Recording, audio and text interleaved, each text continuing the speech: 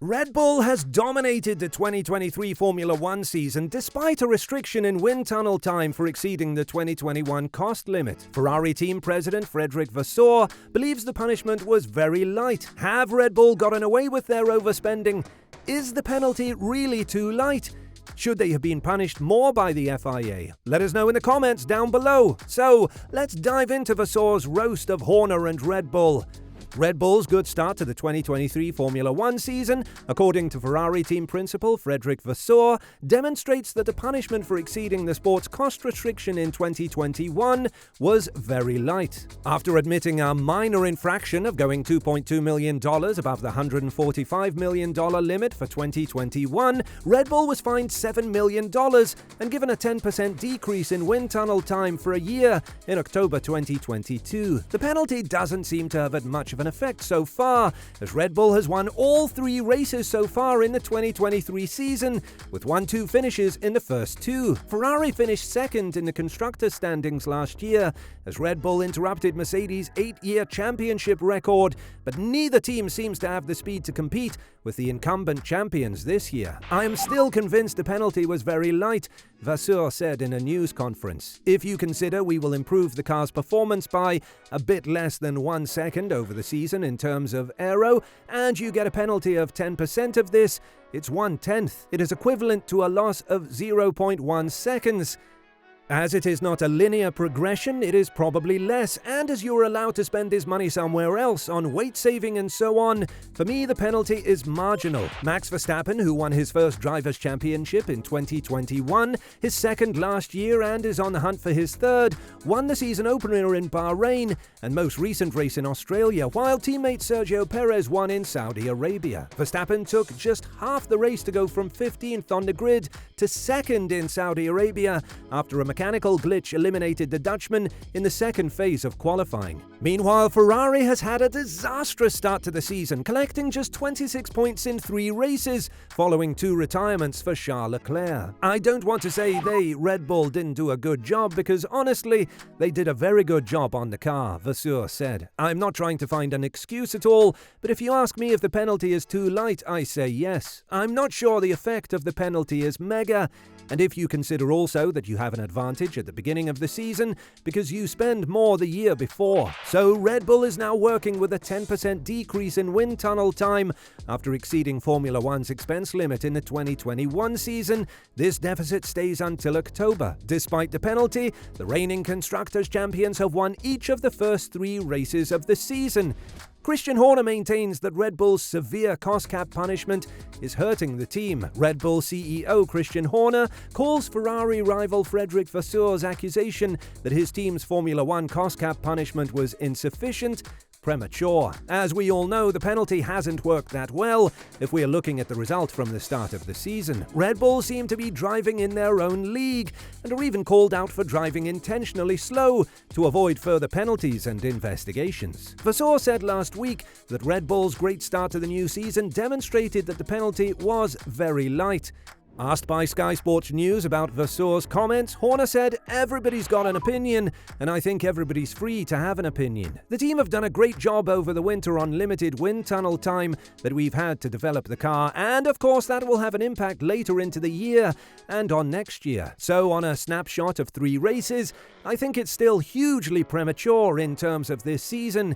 There's an awful lot of racing still to go." Red Bull's dominance has prompted accusations from rivals Mercedes and Ferrari, both of which were surprised by their early season disadvantage to the current Constructors' Champions and are planning big improvements for the Emilia-Romagna Grand Prix, May 19th to 21st. "There's a lot of things that can change," Horner said. "We're hearing of big updates coming for both Ferrari and Mercedes when we get back to Europe. So we are certainly not taking anything for granted. We're just focused on ourselves, doing the best job we can within the constraints that we have. We're doing the best that we can with what we've got, and we know that it's a tough penalty. It's one that we are taking on the chin, and we are applying ourselves in the best way that we possibly can." Red Bull's closest rivals this season have been Aston Martin, with Fernando Alonso finishing 3rd in all 3 races for his new team.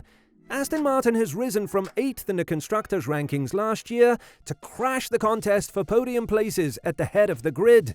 The addition of important people from rival teams has benefited their success, with Red Bull's former head of aerodynamics Dan Fallows joining Aston Martin as technical director in April last year. Horner expressed his happiness for his former colleague, but claimed that Red Bull's design team is now better than it was before Fallows' departure. In the UK, you've got 7 teams within probably a 50-mile radius, so inevitably there's going to be competition, Horner said. We've had very low turnover of staff in our history at Red Bull, and it's great that we've given talent a chance to develop and achieve great things. When they go to other teams, I'm pleased for Dan that he's doing a good job, but his departure has given other engineers an opportunity, and everything's about evolution. The team we have now is even stronger than the one we had 2 years ago. We're always looking inwardly and looking ahead. It looks like Red Bull have figured out how to keep improving even with a penalty, but this doesn't seem to be the case for Mercedes, even without a penalty. Their start has been far from good, and also Toto Wolff is getting some backlash. In the aftermath of Mercedes' rocky start to the new season, former Formula One team head Eddie Jordan has advised Toto Wolff to stand up and take criticism. The German manufacturer was knocked off the top spot in the rankings during the previous season, and despite the fact that their triumph at the Grand Prix of Sao Paulo at the season's ending races inspired hopes that they might restart their competition with Red Bull in the current season, the W14 has not been able to live up to the high expectations that were set for it. Lewis Hamilton was able to capture Mercedes' first podium of the season with a second-place finish at the Australian Grand Prix, but the gap between the Silver Arrows and Red Bull means the hunt for answers continues. At the season-opening Bahrain Grand Prix, team principal Wolff was honest in his criticism of the W14, which was backed up by Hamilton, which hasn't gone down well with Jordan. Jordan told the Formula for Success podcast, "I love teasing Toto. What is it about me and Toto?" in reference to a statement he made during television coverage of the Abu Dhabi Grand Prix in 2016, in which he stated Mercedes had weak management. "I love it because he just takes it, and he should tell me to get stuffed sometimes, and that might help, but I'll still do it though, nevertheless. I think Toto is a really good addition to Formula One. I think he has massive attributes, but I've been critical in the last couple of episodes of Formula for Success, where he was critical of his designers and his engineers, and I'd say, well, hang on a second. When I was the boss of Jordan, if the car was good, I took all the acclaim, and of course, if the car was bad, you tried to put it on somebody else. But actually, you've got to stand up and take it.